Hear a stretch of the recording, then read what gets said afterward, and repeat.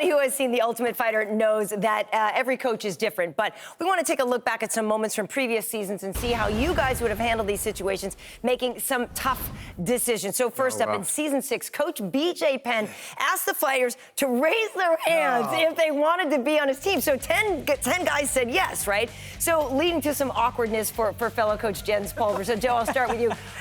What would you do? How would you coach a guy that you knew didn't want to be on your team?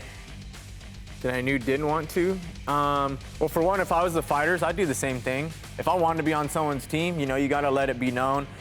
If the guy ended up on my team that didn't want to be on my team, you know, not much can change. Honestly, you can't give him special attention or try extra hard to prove him you're a great coach. Just gotta go out there and coach him like you would and you know, hope he enjoys it and hopes he maybe, you know, changes his opinion about you or whatever. But other than that, you know, that's about it. All right, and it was Season 5, my bad there, Season 5 of The Ultimate Fighter. Yeah, that's messed up, BJ. Right. Come on, man. But that's a BJ move. Was it 10 out of 10 that raised your hand?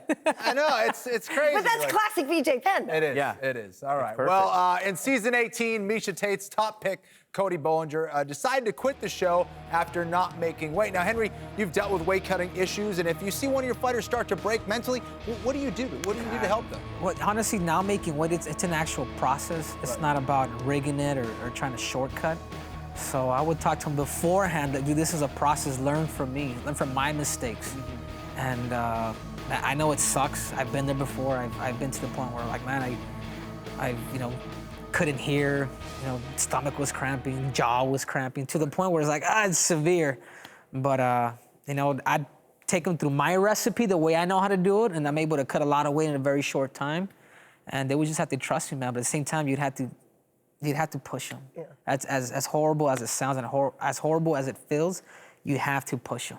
Push him by those mental barriers. Yeah. You have real to. good. That's right. Your mind will play games with you, and it will play games with you, and you don't want that. Games are fun. All right. Last one up. In Season 1, Chuck Liddell was forced to trade a middleweight over to Team Couture in Episode 9. His decision actually turned out to be pretty costly because it was Kenny Florian who got traded. He ended up going all the way to the finals. Joe, what qualities do you value most when you're judging talent?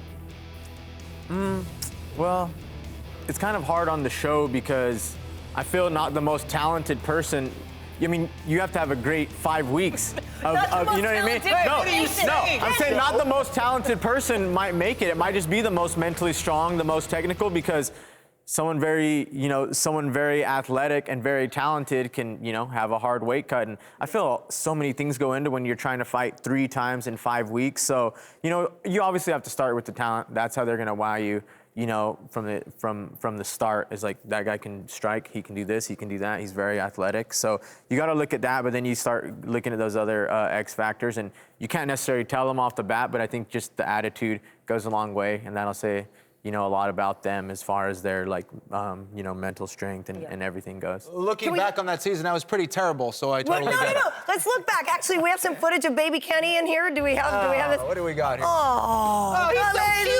Look at, He's so cute. Look at him. That. Oh, my goodness. Wow. Jeez. My You can see why Liddell, you know. Yeah, get rid of this guy. I know. Get rid of this guy. I would have done the same thing, boy. Look at that. Get him out of here. Like, what are you talking about? That guy looks like a 45-pounder.